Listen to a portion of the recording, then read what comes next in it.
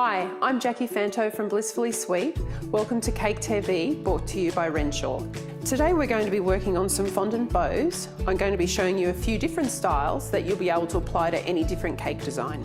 And today we're going to be using Renshaw fondant, new to the Australian market. We're very excited to have it here. It's been tried and tested in the UK and now has a new formula, especially for the Australian climate. So our first step now with making the bows is to get our fondant. Now I'm using a half portion of Renshaw fuchsia fondant with a half portion of gum paste. The reason why I've added the gum paste into the fondant is so my fondant gets extra firm and make it a lot easier for it to dry quicker. And when you are making details like bows or any other decoration for your cake, you want your fondant to set harder and quicker than what you would if you were just covering your cake. And the other top tip I'll be sharing with you today is getting a uniform thickness to your fondant. When you are making decorations such as bows, where you want a nice even thickness around with your fondant, or even stripes or herringbone, anything like that, the best thing to use is a pasta roller. I'm going to roll out my fondant now, and I like to dust my bench with a little bit of corn flour. Not too much, because you don't want your fondant to dry out. But adding your gum paste into your fondant actually makes your fondant a lot less sticky. So that's another little tip for you to use as well. And actually comes in very handy when you're doing something like this. I'm constantly moving my fondant around as I'm going, because I don't want it to get any weird shapes. So I'm maneuvering it around to the shape that I want. Okay, and I think that's ready to go through the pasta machine. I have my rectangle shape of fondant here. We're going to be passing it through the pasta roller, which is one of the many attachments that you can purchase to go with your Kenwood. And today that is going to come in very handy to get our fondant an even thickness. With the pasta roller, we're going to start with a number 1 setting. That's the thickest of the settings. We'll finish at that because we don't want our fondant to be too thin for the bows. I'm going to pass my fondant through. We already have one long piece of even fondant, and how easy is that to do? Okay, now we have a rectangle piece of fondant. I'm going to be making our first bow, which is the larger bow here. It's made with just a few simple shapes and how you put it together. To make the two sides of our bow, I'm going to cut out from our fondant 2 rectangle pieces. So we have 2 pieces that are the same shape. And don't get rid of the little pieces that you have on the end, because we're going to be using those for the center part of our bow and also the ribbons that come down from the bottom. So keep those there, that we'll be using those very shortly. With our 2 rectangle pieces, turn them over, and with a little bit of water, we're just going to wet either side of our rectangles, because we're going to be making the gather part for the bow that reaches into the center. So with the wet side down, just with our fingers, we're just going to make 2 pinches.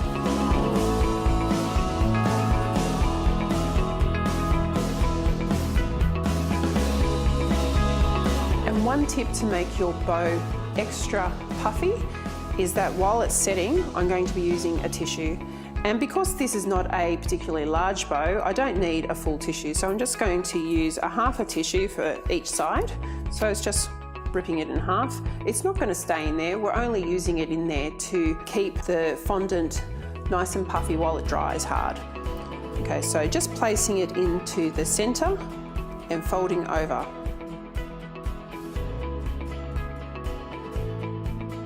Okay, it's time for the center part of the bow. We're just going to have one little piece of fondant that goes over the center. It does make the center of the bow, and it also hides that join from the 2 sides of the bow that you've put together. So it's just a rectangle piece, one of those little parts that we kept from when we cut out our rectangles. I think that's a good size. So I'm going to cut it down just a little bit shorter, but we don't need all of that. I'm going to wet a little bit of water just either side like that. And I'm going to place my rectangle down around that center part. If it is too big, you can still cut off the excess, or you can tuck it under. I like to tuck it under. Okay, so there we are, the center part of our bow. We're going to be making the ribbons that hang down from there. It's very easy to do.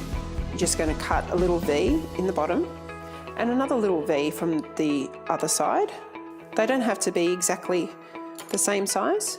So I'm now going to be placing these ribbons under our bow.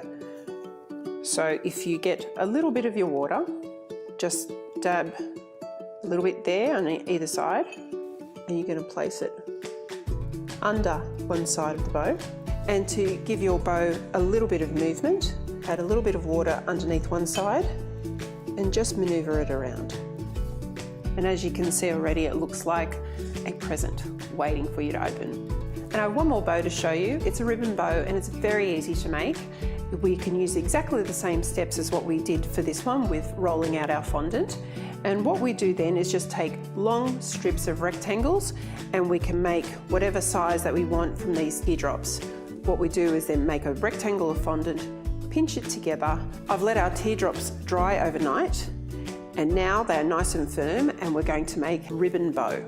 Okay, it's very easy to assemble. What we just need is just a small round, it's probably like a 20-cent piece worth of the fondant, a little bit of water, whether it be on your cake or on your board, just to put it in place. And what you're then going to do is start with your biggest teardrop. I'm going to put the water onto this instead of the bow. And you're going around and you're just making all the sides. And you're building up your ribbon bow as you go along. Okay, we've got our bottom row of ribbons and these are our longer tear shapes and we've got them in different sizes. So I've used about 3 different sizes, so our largest ones go down first. Now I'm going to use a little bit more of fondant and I'm going to place it on top. So just adding a little bit of water and starting in the gap that was left between the other bows. Just going around, and you can see now while we let our fondant dry overnight, they're keeping their shape beautifully. And now we're going to be making the top layer of our ribbon bow. You can make these as big or as small as you want, but now we're going to be using just our last pieces and we're going to be placing them in. So I'm just going to put these on alternating sides to the row that was below it. Keep on placing them in. And there you have it, 2 easy and beautiful bows to make for your next cake design. I'm Jacki Fanto from Blissfully Sweet. Thank you for joining me here today on Cake TV, brought to you by Renshaw, and I look forward to seeing you again sometime soon.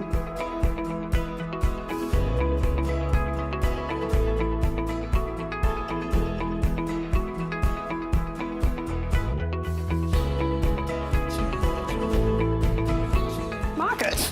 Climb it! That's a top tip for you.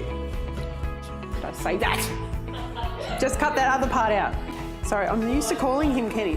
Kenny. Kenwood. Kenny. Which is the thickest, like me, is the thickest. Pasta roller. Roller. My pasta through the pasta roller. My pasta. I didn't even realise what I was saying. My pasta, my fondant through the pasta. The 2 ribbons that hang from the bottom. Just a picture of that in my head. The centre part of our bow. That is hilarious.